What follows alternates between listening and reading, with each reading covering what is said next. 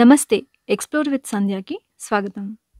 ఈ వీడియోలో class 10 CBSE Sparsh నుంచి వీరేన్ డంగ్వాల్ గారు రాసిన కవిత 'తోప్'. వీరేన్ డంగ్వాల్ గారు 5th ఆగస్ట్ 1947లో టిహారీ గఢ్వాల్ జిల్లా కీర్తినగర్లోని జన్మించారు. ఈయన ఉత్తరాఖండ్‌కి చెందిన కవి. తోప్ అంటే ఇంగ్లీష్‌లో దీన్ని క్యానన్ అంటారు, తెలుగులో ఫిరంగి అని పిలుస్తారు. ఒకప్పుడేమైందంటే ఈస్ట్ ఇండియా కంపెనీ భారతదేశంలోకి ట్రేడ్ చేయటాకని వచ్చింది. దీనికి భారతదేశం కూడా అంగీకరించింది. నెమ్మదిగా ఈ ప్రాసెస్‌లో వాళ్ళు మనల్ని బానిసల కింద చేసుకుని మన పైన రూల్ చేయడం స్టార్ట్ చేశారు. బ్రిటిషర్స్ మన కంట్రీలోని చాలా ప్లేసెస్‌లో గార్డెన్స్ కట్టించారు, ఇంకా క్యానన్స్ కూడా తయారు చేశారు. ఈ క్యానన్స్ ఏం చేసినాయి అంటే మన కంట్రీలో ఉన్న బ్రేవ్ సోల్జర్స్‌ని చాలా దారుణంగా చంపేసినాయి. కంపెనీ బాగ్ అనేది బ్రిటిషర్స్ కట్టించిన ఒక గార్డెన్. ఇది కాన్పూర్‌లో ఉన్నది. తోప్ అనేది క్యానన్. ఇది 1857 ఫస్ట్ ఫ్రీడమ్ ఫైట్‌లోని ఎంతోమంది మన వీరుల్ని చంపేసింది. అలాంటి తోప్ పైన వీరేన్ డంగ్వాల్ కవిత ఎందుకు రాశారంటే, ఫ్యూచర్‌లో ఎవరు కూడా చెడ్డ ఇంటెన్షన్స్‌తో మన కంట్రీలోని కంపెనీస్ ఎస్టాబ్లిష్ చేయకుండా ఉండాలి అంటే ఈ లెసన్ మనం మర్చిపోకుండా ఉండాలి. దాని గురించి ఈయన ఈ కవితను రాశారు.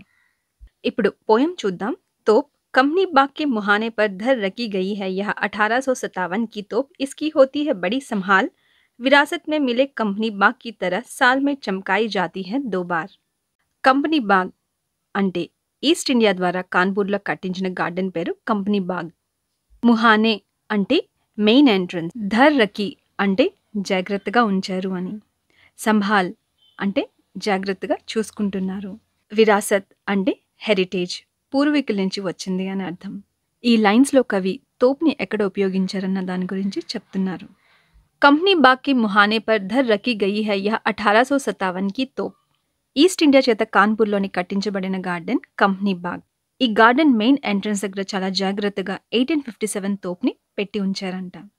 1857 గురించి ఎందుకు చెప్తున్నారు అంటే, ఈ ఇయర్లోని ఫస్ట్ ఇండియన్ ఫ్రీడమ్ ఫైట్ జరిగింది. ఈ తోప్ 1857లోని జరిగిన ఫ్రీడమ్ ఫైట్లో ఎంతో మంది బ్రేవ్ సోల్జర్స్ని చంపేసింది. ఇస్కీ హోతీ హై బడీ సంభాల్, విరాసత్ మే మిలే కంపెనీ బాగ్ కీ తరహ్. ఈ తోప్ని చాలా జాగ్రత్తగా చూసుకుంటారంట. కంపెనీ బాగ్ ఇంకా కంపెనీ బాగ్లో పెట్టిన ఈ తోప్ రెండు కూడా మన పూర్వీకుల నుంచి వారసత్వంగా లభించిందని చెప్తున్నారు. సాల్ మే చమ్కాయి జాతీ హై 2 బార్ అంటే ఇది ఇయర్లో 2 టైమ్స్ చాలా బాగా క్లీన్ చేసి పెడతారంట. ఆ 2 డేస్ ఏంటంటే ఆగస్ట్ 15 ఇంకా జనవరి 26. ఒకటేమో ఇండిపెండెన్స్ డే, ఇంకొకటి రిపబ్లిక్ డే. ఏదన్నా వస్తువు మన పూర్వీకుల నుంచి వచ్చింది అంటే దాని గురించి తెలుసుకోవాలని మనం అనుకుంటాం. ప్రెజెంట్ జనరేషన్ పాస్ట్లో జరిగిన మిస్టేక్స్ని ఇంకా బాధల్ని ఫ్యూచర్లో రిపీట్ చేయకుండా ఉండటానికి ఇలా జాగ్రత్తగా ఉంచుతున్నారు. ఎందుకంటే ఎంతమంది వీరులు వారి ప్రాణాన్ని త్యాగం చేస్తే మనకి ఫ్రీడమ్ వచ్చిందో ఇది కూడా మనం ఎప్పటికీ మర్చిపోకూడదు. నెక్స్ట్, सुबह शाम कंपनी बाग में आते हैं बहुत से सैलानी, उन्हें बताती है यह तोप कि मैं बड़ी जबर, उड़ा दिए थे मैंने अच्छे अच्छे सुरमाओं के दज्जे अपने जमाने में. सैलानी అంటే పర్యాటకులు, విజిటర్స్. జబర్ అంటే శక్తిశాలి. సుర్మా అంటే వీరులు. దజ్జే అంటే చిత్తు చేసేయటం. सुबह शाम कंपनी बाग में आते हैं बहुत से सैलानी, उन्हें बताती है यह तोप.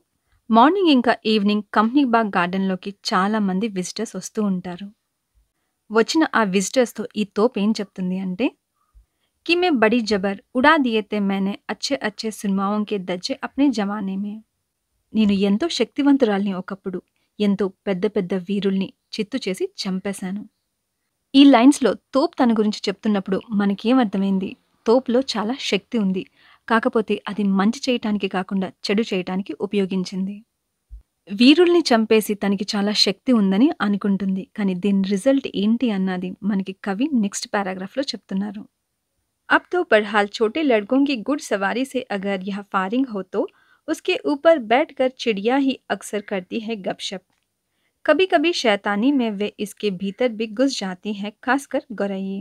वे बताती है कि दरअसल कितनी भी बड़ी हो तोप, एक दिन तो होना ही है उसका मुहब्बंद. अब तो बहरहाल छोटे लड़कों की घुड़सवारी से अगर यह फारिग हो तो उसके ऊपर बैठकर चिड़िया ही अक्सर करती है गपशप. ఈ లైన్స్లో కవి ఈ మధ్యకాలం తోప్ ఎలా ఉంటుంది దాని పరిస్థితి గురించి ఎక్స్ప్లెయిన్ చేస్తున్నారు. ఒకప్పుడు ఎంతో శక్తివంతంగా ఉన్న తోప్ ఇప్పుడు చిన్నపిల్లలు ఆడుకునే ఒక గుర్రపు బొమ్మలాగా అయిపోయింది. పిల్లలు దానిపైన ఎక్కి గుర్రపు స్వారీ చేస్తున్నారు. పిల్లలు ఆడుకున్న తర్వాత అది ఖాళీ అయితే దానిపైన పక్షులొచ్చి కూర్చుని కబుర్లు చెప్పుకుంటున్నాయంట. కభీ కభీ శైతానీ మే వే ఇస్కే భీతర్ భీ ఘుస్ జాతీ హై ఖాస్‌కర్ గొరయ్యే. కొన్నిసార్లు వాటి అల్లరితో తోపు లోపలికి కూడా వెళ్ళిపోతాయి. ముఖ్యంగా పిచ్చుకలు అవి చిన్నగా ఉన్న కారణం చేత లోపలికి ప్రవేశిస్తాయి. వే బతాతీ హై కి దరఅసల్ కిత్నీ భీ బడీ హో తోప్ ఏక్ దిన్ తో హోనా హీ హై ఉస్కా ముహ్ బంద్. వే అంటే ఇక్కడ పక్షులని అర్థం. పక్షులు తోపుతో ఏం చెప్తున్నాయంటే, నువ్వు ఎంతో శక్తివంతంగా పెద్దగా ఉండొచ్చు, కానీ ఏదొక రోజు నీ నోరు మూతబడుతుంది, అంటే నీ అంతమన్నది నిశ్చయం. కవి పక్షి ద్వారా ఏం చెప్పాలి అనుకుంటున్నారంటే, పక్షి ఒక అల్పప్రాణి. తోప్ ఒకప్పుడు చాలా శక్తివంతురాలు, ఎంతో మంది వీరుల్ని చంపేసింది. ఎంతో చెడ్డగా శక్తి ఉందని తలపొగురుతో విర్రవీగుతూ ఉంటే కొన్నాళ్ళకి వారి శక్తి తగ్గిపోతుంది. అప్పుడు వారిని ఎవరూ పట్టించుకోరు. ధైర్యంతో చెడ్డవారిని ఎదుర్కొన్నప్పుడు కొంతకాలానికి వారి అంతం ఖచ్చితంగా జరుగుతుంది. కాబట్టి పొగరుగా ఉండొద్దు అని చెప్తున్నారు. తోప్ కవిత మీకు అర్థమైందని అనుకుంటున్నాను. Thanks for watching. బాయ్.